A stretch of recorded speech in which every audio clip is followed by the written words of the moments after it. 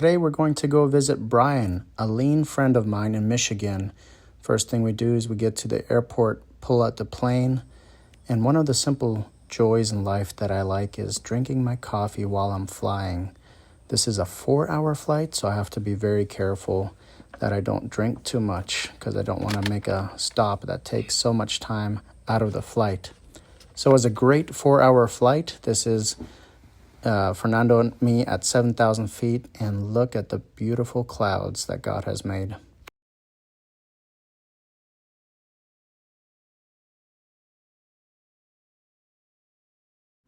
We got to Kalamazoo to JCR Rocks, and what they do is they make off-road accessories like these bumpers, the running boards, the roof rack over here, and things like that. So really cool company, and they've been practicing lean and done so much within the 10 months that they've started.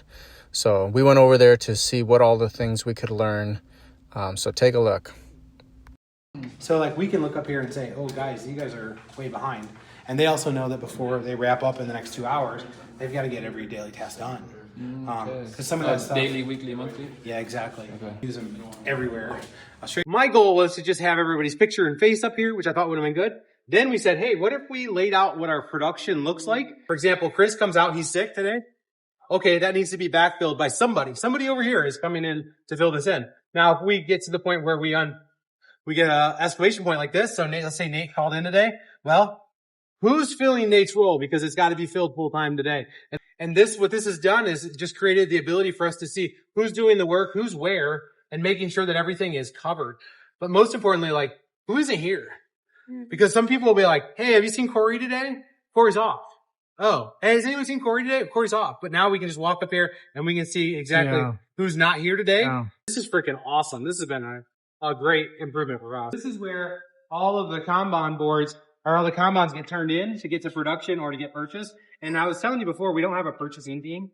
So everything gets turned in here when they get to be reordered. We call this a reverse PO. I don't want my shop floor users spending all their time creating stuff in ERPs. So one of the things we've done is we've gone to where we turn in what we need to order, and then our value stream managers come through, they scan this, and that'll either send an email to the vendor or it will take them to Amazon or wherever to order it. And then after they order it, they say, okay, this will be here on the 8th. We'll stick them here. Now, when the product comes in, if it's inventory bearing and needs to go into the ERP system, when they put this away, they'll put the packing slip down here. And then what will happen is my accounting department will come, they'll grab these packing slips, they'll go into their office, sit at their desk, they will create the PO from this packing slip and then do a receipt right then and there. So it's a PO and a receipt, and boom, now it's into inventory. So these are the binders from the pen machine. I'm going to throw them away in fabrication. Let's take a small look at what's in here. Yeah, so it's just engineering drawing. Okay. And they use this before Gemba docs. I'm going to throw it away in fabrication because I know that no one will dig it out of the dump.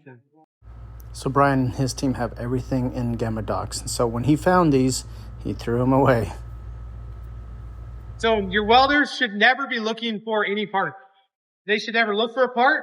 Everything should be there. You're kitting it for them at the place they do the work. They should be able to grab the parts and weld. Grab the parts and weld. Take somebody else less trained and have them gathering those parts to make sure that they're ready to build when it's time to build. We learned a lot of lean concepts and a lot of things I'll be taking back. There's more than I can show in this video, but just a couple more things this is what he called a Pepsi cart. It's important to have 6 wheels instead of 4, with the middle one stationary and then the outer corner one swiveling. That makes it a lot easier to handle the cart, and I didn't know that, but that's a great idea.